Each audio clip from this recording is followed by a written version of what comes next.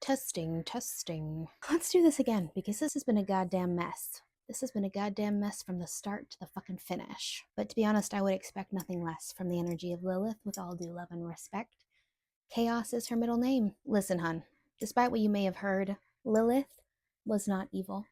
She is not the part within you that is evil. She is the part of you that society called evil because she refused to abandon herself. You have probably heard of Lilith as a demon, Adam's first wife, a seductress, a dark feminine, a succubus. Nobody can really agree on the truth, and I will tell you why, okay? And it is the lie of European Christianity and other male-centered religious structures that have convinced you that Lilith was biblical. Lilith came way before the damn Bible. And to be honest, she is less of a person and more of an archetype, and I will explain why. She first appeared in Mesopotamian mythology. We are talking 4,000, 5,000, 6,000 BCE, maybe even more. Yeah, old as shit. But she wasn't Lilith to them. She was Lilitu, Ardat Li, Lilu. And really, it was several different types of spirits: wind spirits, night spirits, wilderness spirits.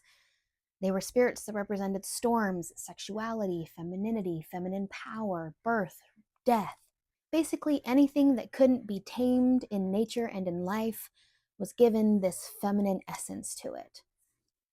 And that is, unfortunately, a common theme. Many ancient cultures would project fears onto sovereign, independent, strong, powerful women who were comfortable in their own sexual autonomy, women who were living alone, healers, midwives. They all merged into this beautiful archetype that we know as Lilith.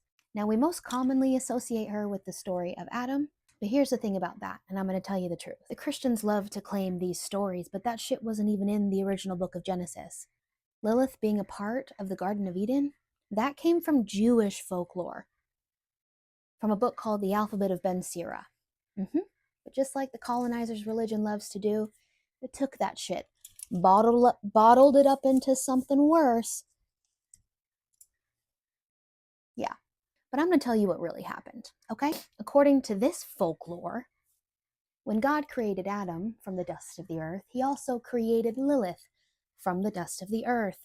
Not Adam's rib, not his toe, not his nipple hair, bitch, from the dust.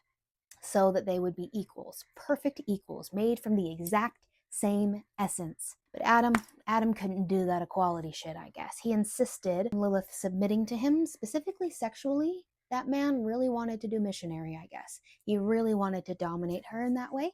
But Lilith was like, if we're equals, there's no dominating, so no. She literally said, I will not lie beneath you, spoke the word of God, and then left. But what do those hypocrites like to say happened in the Bible? That she was banished? That she was kicked out? No, she left on her own accord.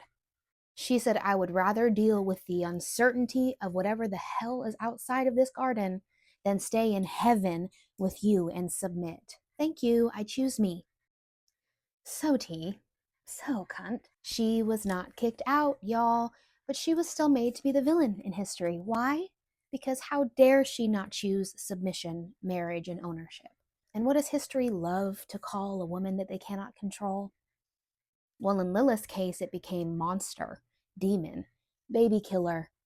No, literally, they created lore surrounding these stories of Lilith coming in the night, stealing newborns and eating them. She became the destroyer of families.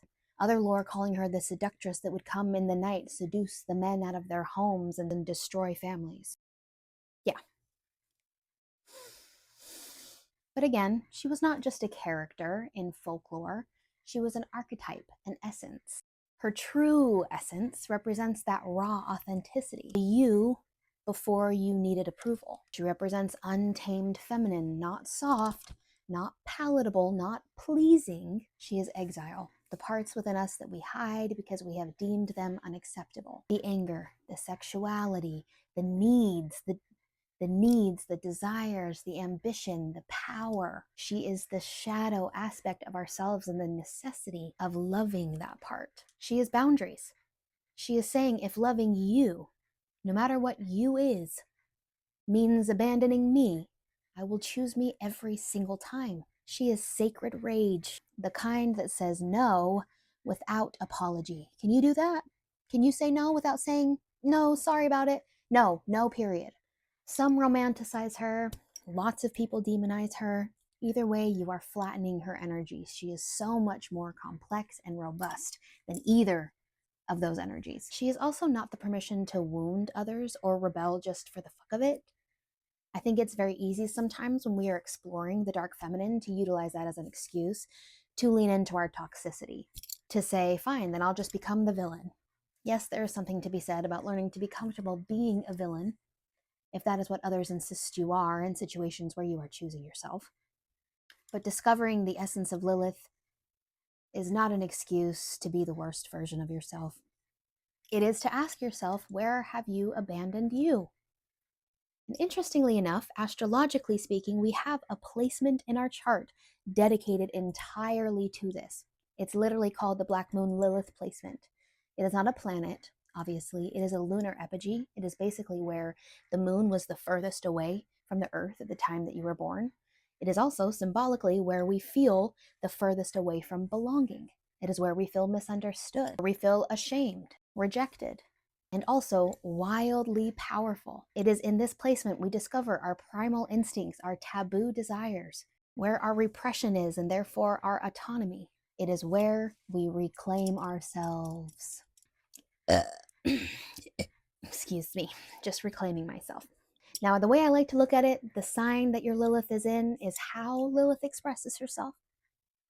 The house that it's in is where she demands freedom. Now, my Lilith, if you would like to know, she is in Virgo, honey. Yeah, we've got a Virgo stellium over here.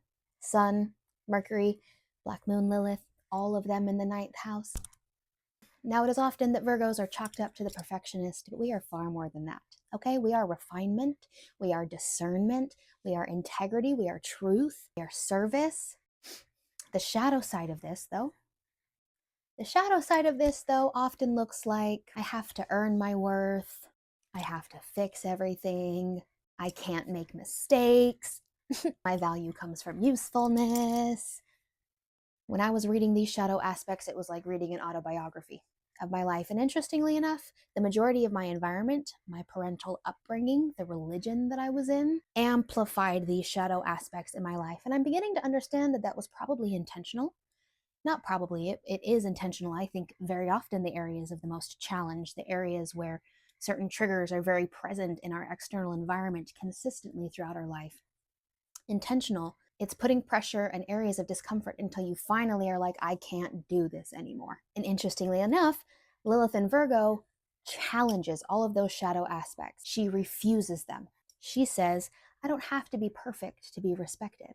I don't need to constantly prove my worth. My intuition matters, even if it makes no logical sense. Or this is a big one. This is a big one for me. I am not the woman that cleans up other people's emotional messes. Oh my God. When it comes to the role that I have played in my life, when it comes to the role that I played growing up in my family, in church, in friendships, it really was. My value was tied to my usefulness. I felt the need to earn my worth, and I was constantly cleaning up everybody's emotional messes. And it is very empowering to read this and realize that not only was that probably intentional to get me to this space, but those are supposed to be areas where I end up being wildly powerful in them, that I can reclaim all of that and say, you know what? Now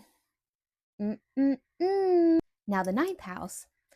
The 9th house is religion, spirituality, philosophy, worldviews, travel, teaching. So with the Lilith and Virgo in the 9th house, this brings questioning belief systems, feeling out of place in religious systems, rejecting inherited truths, creating your own philosophy, speaking up with uncomfortable truths, teaching unconventional ideas.